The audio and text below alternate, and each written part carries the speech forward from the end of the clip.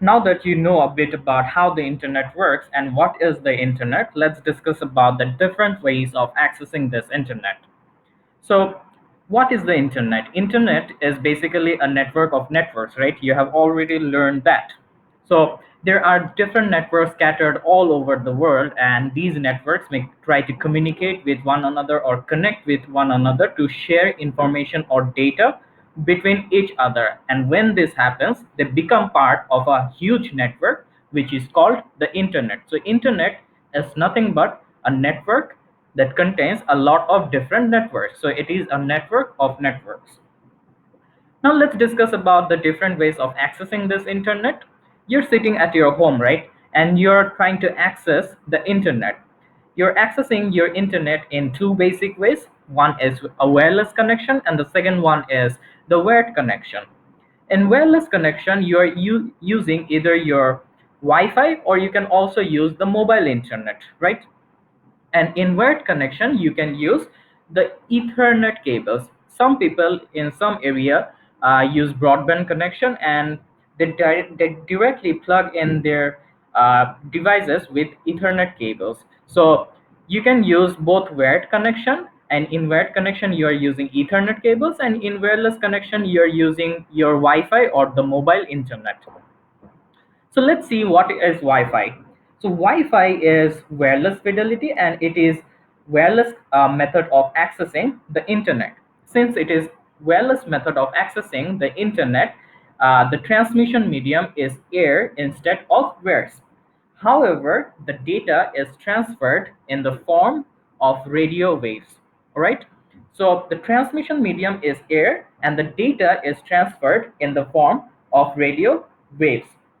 Since it is a wireless setup, you can avoid the messy setup that arises when there are a lot of different wires.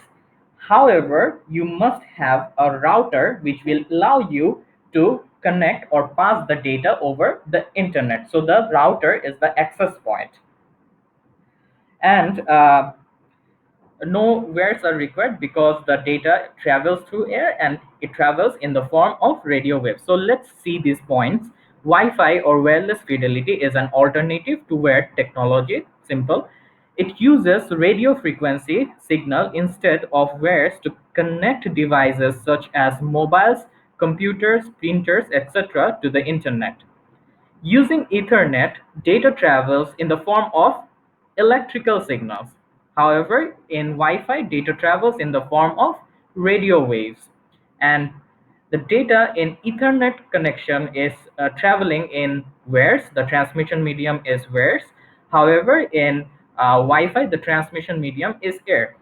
However, Wi-Fi allows the data to travel in the form of radio waves without requiring wires. Now let's see how the Wi-Fi works. Wi-Fi is a two-direction conversation. So basically, uh, you can send stuff from your device, which may be your laptop, to the internet using the router, and also you can receive information from the internet. It gets passed over to the router, and the router passes the information to your devices. So it is a two directional or bidirectional conversation. Since the radio waves travel through air, they're subject to interference. So the radio waves are traveling through air, right? And they may be subject to some kind of interference because there are objects in your house, there are objects in your uh, offices. Objects may include the walls, then objects may include your furnitures.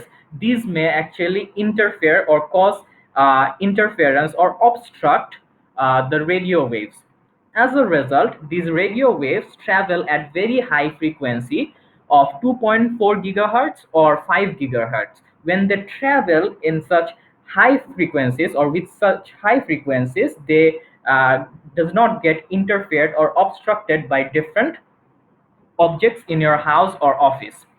Moreover, these high frequencies also allow the signal to carry more data at the same time.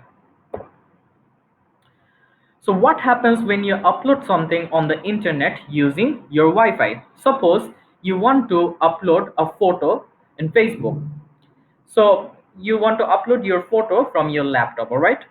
So the wireless adapter of the device which supports the Wi-Fi feature converts digital data to radio signal. So the laptop with which you're uploading your photo must have the wireless adapter, and it must also support the Wi-Fi feature. And this must convert the digital data, which is the photo, because your computer does not understand anything but zeros and ones. So zeros and ones means digital data. So this digital data must be converted to radio signals before it can be passed over the router. So the digital signals must be converted to radio signals using the wireless adapter of the device which supports the Wi-Fi feature. After getting converted to radio signals, the signals are then transmitted or passed over to your router using the antenna. The router then receives these radio signals and decodes them, which is then carried forward to the internet using physical wires. So you know that the physical wires that are present in the internet might be optical fibers, right? So the router must convert these radio signals into light or infrared so that it gets passed over to the optical fibers and carried forward in the internet. Next, let's talk about the differences between Wi-Fi and mobile internet. Both Wi-Fi and mobile internet transfers data in the form of radio waves. However, there are certain differences. Let's discuss about that. So in Wi-Fi, the internet is accessed using the router. So the end point of accessing the internet, or the access point in Wi-Fi, is the router, which is situated in your house or in your office. However, for cellular internet, the internet is accessed using cell towers. So cell towers are situated or located outside your houses, right? And they are huge, much larger than the routers. Wi-Fi have a smaller area coverage. So your Wi-Fi is set in your houses or in your offices, right? And the area coverage is very small. However, the mobile towers has a greater, or they have a greater area coverage compared to the routers. For example, you can use mobile internet wherever you go, even when you are moving or traveling. Since they are huge and they're located outside your houses, they cover a huge area compared to routers, which are smaller in size, and they cover a lesser area, which is limited to your home or office. Furthermore, the Wi-Fi has a greater bandwidth. So greater bandwidth means it can carry a lot of data at the same time. As a result, when you watch videos or make video calls over the internet using Wi-Fi, the quality will be much better. However, in the cellular internet, it has a very smaller bandwidth, which results in the quality to degrade. So uh, the the difference in bandwidth causes the quality to vary a lot and the speed to vary a lot. Now let's discuss about Ethernet. So in the previous part, I have already talked about the different ways of accessing the internet. Among those, there are two different types. The first one is wireless connection, and the second one is wired connection. In wireless connection, you can access the internet using your Wi-Fi or the mobile internet or the cellular internet. However, in wired connection, you can use Ethernet cables. So let's discuss about that. In some places, some people use the broadband service or broadband connection where they directly plug in their laptops or PCs using Ethernet cables. So this is basically another way of accessing the internet. In Ethernet, data travels in the form of electrical signals. So since the transmission medium is wires, so the data gets transferred in the form of electrical signals. It is a wired connection. As I said before, it uses Ethernet cables, so of course it is a wired connection. However, Ethernet cables have a maximum distance capacity, which means that the cables can have a maximum limit of how long it can be. So The cables cannot be huge. It has a maximum limit to how long it can be, and if it's exceeding that maximum limit, then the signal will start to weaken, which may result in poor internet connectivity.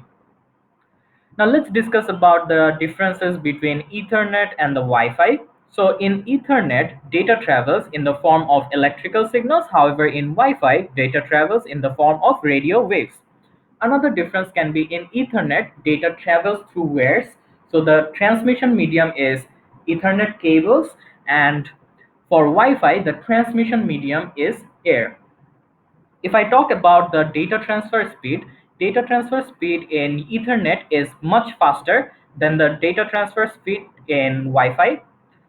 Then the Ethernet is much reliable because the likelihood of signals being interfered by environmental factors is very less. So since it is using wires, unlike the Wi-Fi which uses the air, so the chances of objects obstructing the signals is very less in the case of Ethernet. However, in Wi-Fi, there are different objects in your house, and this may obstruct the radio signals in Wi-Fi.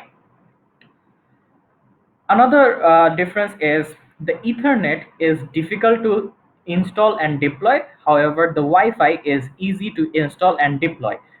This is because in Ethernet you need a lot of wires and you need a proper setup to make the setup not so messy. However, in Wi-Fi you just need a router and the data gets transferred through air. So you don't need any kind of cables or wires to make a whole new setup. So Ethernet is difficult to install and deploy, but Wi-Fi is very easy to install and deploy because you just need a router and you need to just configure that router.